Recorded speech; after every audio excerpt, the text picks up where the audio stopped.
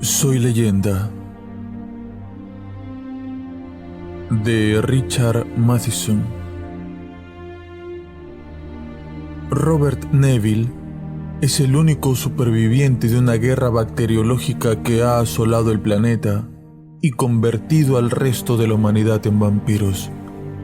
Su vida se ha reducido a asesinar al máximo número posible de estos seres sanguinarios durante el día y a soportar su asedio cada noche. Para ellos, el auténtico monstruo es este hombre que lucha por subsistir en un nuevo orden establecido. Todo un clásico en su género, este es un perturbador relato sobre la soledad y el aislamiento, y una reflexión sobre los binomios como normalidad y anormalidad, bien y mal, que se evidencian como una mera convención derivada del temor y el desconcierto ante lo diferente.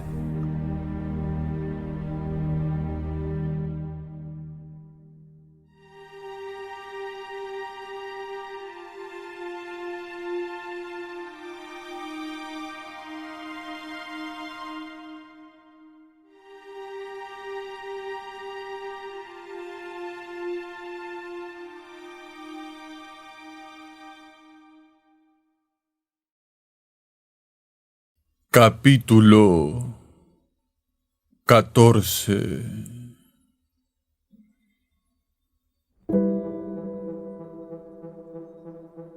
No bebía exageradamente. Al contrario, en realidad bebía menos. Neville estaba convencido de que las últimas copas lo habían llevado a la cima. Lo habían hundido en una desesperada frustración. Ahora solo podía subir. Después de las últimas semanas, se daba cuenta de que la esperanza no era la respuesta. Nunca la había sentido así. En aquel mundo de horror real, no había escapatoria en los sueños. Podía adaptarse al horror, pero la monotonía era el peor obstáculo. Comprendía ahora, y ese descubrimiento lo tranquilizaba. Era como poner todas las cartas sobre su mesa mental y, repasándolas, ordenar definitivamente el juego. La muerte del perro no había supuesto la desesperación que temía. En cierto modo sintió morir esperanzas y excitaciones vanas, aceptando así su cárcel, sin intentar imposibles fugas ni golpear inútilmente los muros. Y así conformado, volvió al trabajo. Sucedió casi un año antes. Al cabo de unos días de haber llevado a Virginia a su segunda y última morada, débil con el pensamiento vacío, con la impresión de una pérdida irreparable, deambulaba por las calles. Poco después del mediodía, con las manos caídas a los costados, arrastrando los pies, su rostro no expresaba nada. Había vagado por las calles durante varias horas, sin fijarse por dónde pasaba. Sabía que no podía volver a las habitaciones vacías de la casa, que no podía mirar las cosas que ambos habían tocado, poseído y disfrutado juntos. No podía mirar la cama vacía de Katy, las ropas colgadas todavía en las perchas, las joyas y los perfumes de la cómoda, y caminaba así, sin saber dónde estaba, cuando vio aquellos grupos de gente y al hombre que lo tironeó de la manga echándole a la cara un fétido aliento a ajo. «Ven, hermano, ven», dijo el hombre con voz ronca. Neville observó al hombre. La garganta de rosada piel de pavo, las mejillas con manchas rojas, los ojos febriles, el traje oscuro, sucio y arrugado. «Ven y sálvate, hermano, sálvate». Neville lo miró fijamente. No entendía nada. El hombre le tironeaba de la manga con dedos esqueléticos. «Nunca es demasiado tarde para arrepentirse», dijo el hombre. «La salvación llega a todos los que...». El resto de la frase se ahogó en un murmullo de la tienda a donde se acercaban. Era como el sonido de un océano que quisiera salir. Neville trató de deshacerse del hombre. «No quiero». El hombre no escuchaba. Le arrastró. «Pero yo no». La tienda ya lo había engullido, hundiéndolo en un mar de gritos, pataleos y aplausos. Neville retrocedió por instinto y sintió que el corazón le latía aceleradamente. Estaba rodeado por centenares de personas que se cerraban como una oleada sobre él y aullaban y gritaban palabras ininteligibles. Por fin cesaron los gritos y se oyó una voz que salía de la penumbra, como un látigo del destino chirriando en los altavoces. ¿Queréis retroceder ante la sagrada cruz de Dios? ¿Queréis mirarnos al espejo y no ver la imagen de esa cara que Dios os ha dado? ¿Queréis salir de las tumbas arrastrándoos como monstruos surgidos del infierno? Hablaba en un tono de voz imperativo, vibrante, apremiante. ¿Queréis transformaros en bestias negras e impías? ¿Queréis estropear el cielo de la noche con demoníacos aleteos de murciélago? ¿Queréis, digo, ser una de esas criaturas eternamente condenadas, monstruos nocturnos dejados de la mano de Dios? ¡No!, estalló la muchedumbre sacudida por el miedo. ¡No! ¡Sálvanos! Neville dio un paso atrás, chocando con adeptos que alzaban las manos y clamaban piedad a los cielos.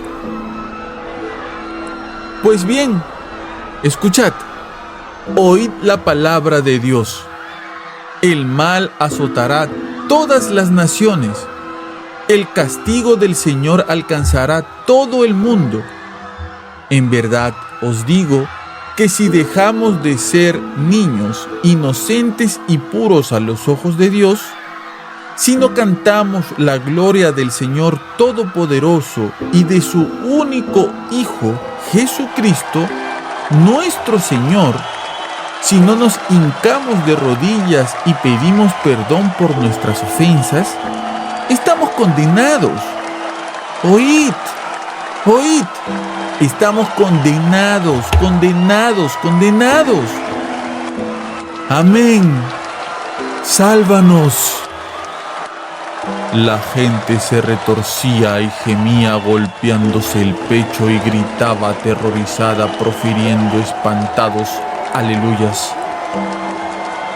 Neville era transportado de un lado a otro, sacudido por una tormenta de plegarias y abandonado al fuego cruzado de fanáticas devociones. Dios ha castigado nuestros múltiples pecados. Dios ha dejado caer sobre nosotros el peso de su ira. Dios ha enviado el diluvio en forma de torrente de criaturas infernales. Ha abierto las tumbas, ha descubierto las criptas, ha levantado a los muertos de sus negros sepulcros y los ha lanzado contra nosotros. La muerte y el infierno nos envían sus cadáveres. Esta es la palabra de Dios. Oh Dios, nos has castigado. Oh Dios, has desenmascarado nuestras faltas.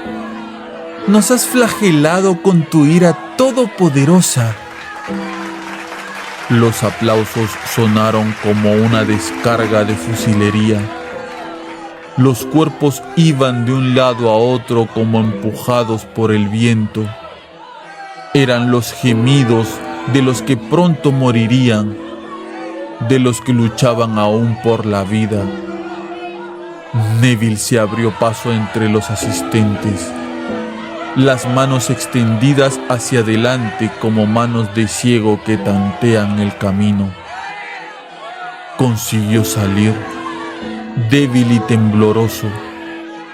Dentro de la tienda la gente seguía gritando. La noche ya había caído. Sentado en la sala tomando un whisky suave con un libro de psicología sobre las rodillas, Neville recordó aquella tarde. La condición conocida como ceguera histérica, leyó, puede ser parcial o total e incluir uno o varios objetos. Esto era un nuevo descubrimiento. Hasta el momento había intentado atribuir a los gérmenes todas las características del vampiro. Si algunas de esas características no coincidían con los gérmenes, Neville las atribuía a la superstición. Alguna vez había buscado explicaciones psicológicas, pero sin darles demasiada importancia. No había motivos, pensaba ahora, para negar que en algunos fenómenos se dieran causas físicas y causas psicológicas. Parecía una de esas evidencias que ni un ciego dejaría de lado. Bueno, siempre me he resistido a la evidencia, reflexionó. Si se prestase atención a la reacción que habían experimentado algunas víctimas, todo era fácil de entender. En los últimos días de la plaga, algunos diarios habían extendido el pánico a los vampiros a todos los lugares del país. Neville mismo recordaba la interminable sucesión de artículos pseudocientíficos. Todo formaba parte de una desesperada campaña para vender más periódicos. Había sido algo realmente grotesco. Un frenético deseo de vender mientras el mundo agonizaba. La prensa escrita había mostrado sus entrañas en aquellos días, y a esto se sumaba una búsqueda desesperada de respuestas que mucha gente trataba de hallar en los cultos primitivos, con poco éxito. No solo morían tan rápidamente como los otros, sino que además lo hacían aterrorizados. Luego, aquel espantoso horror que suponía la resurrección, recuperar la conciencia bajo tierra, una tierra húmeda y pesada, y advertir que la muerte no significaba el descanso, abrirse paso con manos como garras a través de la tierra, impulsados por una extraña e irreversible fuerza. Hechos como estos podían destruir lo que quedase de la mente, y así muchas cosas empezaban a tener explicación. Por ejemplo, la cruz. El temor a ser repelidos por un símbolo adorado resucitaba, extendiéndose así el miedo a dicho símbolo. Los vampiros, arrastrados por antiguos temores, se repugnaban a sí mismos, corriendo un tupido velo en la mente. Se convertían pues en esclavos solitarios de la mente, almas perdidas y agobiadas que buscaban descanso en la tierra nativa para sentirse unidos a algo, a cualquier cosa. ¿El agua? Solo era la aceptación de una leyenda. Según la historia de Tam O'Shanter, las brujas rehuían al agua y por consiguiente todas aquellas criaturas que se relacionaban de algún modo quedaban confundidas en leyendas y supersticiones. ¿Y cómo explicar los vampiros vivos? Eso también era simple. En vida habían sido desquiciados, los locos. Como el vampirismo no iba a atraerlos, Neville se atrevía a decir que todos los vivos que venían a su casa de noche estaban locos. Se creían verdaderos vampiros, pero solo eran dementes, y por eso no le habían quemado la casa. No podían pensar. Recordó al hombre que una noche se había subido a un farol frente a la casa y mientras él espiaba por la mirilla, se había arrojado al vacío, moviendo los brazos frenéticamente. Neville no lo entendió entonces, pero ahora la respuesta era obvia. El hombre se identificaba con un murciélago. Neville observó el vaso casi vacío y se quedó con los labios fijos en una sonrisa. Así que pensó lentamente: puede que al fin haya descubierto algo. He descubierto que no son una especie invisible. Muy al contrario, son una especie extremadamente débil y vulnerable. Dejó el vaso sobre la mesa. No lo necesito, pensó. No necesito ya excitar mi imaginación. No necesito beber para olvidar o esconderme en otro mundo. No hay nada que olvidar. No por ahora. Era la primera vez desde la muerte del perro que sonreía casi satisfecho. Quedaba mucho por aprender, pero ya no tanto. Curiosamente, la vida ahora se había vuelto soportable. Vestiré los hábitos del eremita sin llantos, pensó.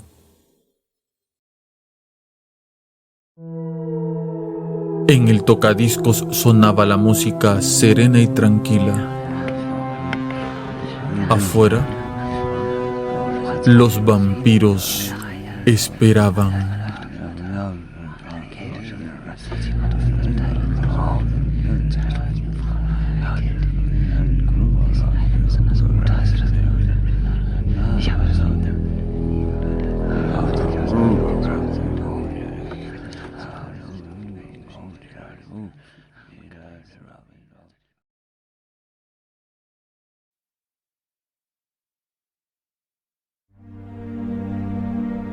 Soy leyenda,